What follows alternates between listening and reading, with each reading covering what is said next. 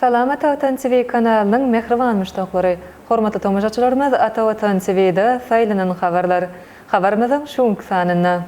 Türkmenistan'ın prezidenti Donald Trump gutlady. US World University Rankings 2025 dünýäniň öňdewarjy universitetleriniň sanawy. Amerikan edebiýatynyň wekilleri Türkmenistana gelip gördüler. Türkmenistanda ilkinji gezek Aşgabat Open 2024 tenis ýarşy geçiriler.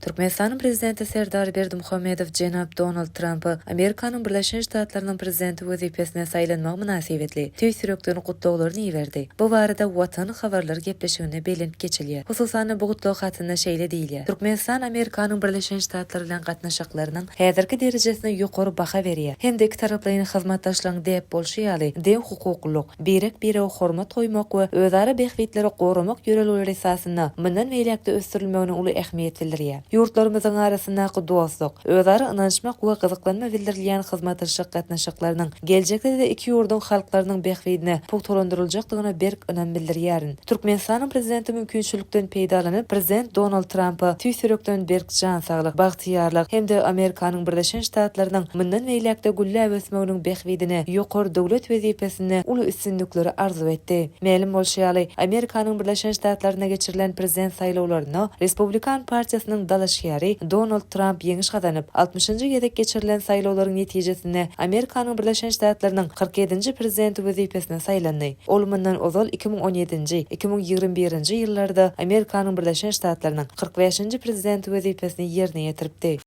Her ýyl dünýäniň öňdewarjy universitetleriniň sanawy düzelýär. Bu sanawda ýokary gowy mektepleriň bir näçe görkezleri göz öňüne tutulýar. Olar universitetleriň akademik üstünlikleri, uçurum bolýan talypleriň iş üçünçiligi, innowasion tehnologiýalaryň ornaşdyrylmagy ýaly orlar göz öňüne tutulýar. Şu görkezleri esaslanıp US dünýä universitetiniň reytingi şeýlekem Times Higher Education'ın guramasynyň bütün dünýä universitetleriniň reytingi düzelýär. Bu guramalaryň reytinglary Türkmenistanyň bilim ministrliginiň daşary ýurt universitetleriniň diplomlary ikrar edilende göz öňüne tutulýar. Şoňa görä QS Dünýä Universitetiniň reytingi 2025-nji ýyldaky sanawy taýýarlandy. 2025-nji ýylyň sanawy mundan ozalky ýyllara garanyňda has giňişleýän esasy düzüldi. Oňa 105 ýokary bilim ulgamynyň 1500 universiteti goşuldy. Bu sanawda Amerikanyň Birleşen Ştatlarynyň universitetleri has köp möçberde wekilçilik etdi. Sanawda Amerikanyň Birleşen Ştatlarynyň 197 ýokary gowy mektebi, ikinji orundaky Birleşen Padşahlykdan 90, Hataýdan 70 universitet goşuldy. 13 ýyl bäri Amerikanyň Birleşen Ştatlarynyň dünýäwelli Massachusetts Technology Institutu birinji orna eýlep gelýär. Londonyň Imperial College'i 4 basgançak ýokary çykyp ikinji orna eýledi. Şeýlelikde Oxford we Harvard universitetleri degişlikde 3-nji we 4-nji orunlary eýledi. Cambridge universiteti bolsa 5-nji orna eýlemek başardy. Iowa Universitetiniň halkary ýazgylyk maksatnamasynyň we magtumly pragynyň doglanýanyň 300 ýyllygynyň bellenmeginiň çägini Aşgabat şäherine gelen Amerikan edebiýatynyň tanyman şahslary Halih Liza Gafori we Christopher Merrill Türkmenistanlary ýazgylyk ustatlygy we Amerikanyň Birleşen Ştatlarynyň medeniýetiniň iňçe sirleri bilen tanıştyran bir näçe dörejlik agşamny geçirdiler. Ýakynda olar ingliz tilini öwrenýän ýaşlar bilen sohbatdaş bolup, öz durmuşlary, dürli ýazgylaryň eserlerini terjime etmek tejribeleri we dörejlik hem çeper beýan ediş enliklerini östürmäge kömek edýän edeb usullary barada gurrun berdiler. Christopher Merrill Amerikaly şahyr, ýazyjy, jurnalist we terjimeçi. Ol Iowa şäheriniň UNESCO-nyň edebiýat şäheri diýilip adlandyrylmagyna sebäp bolan başlangaja ýoldaşlyk edipdir.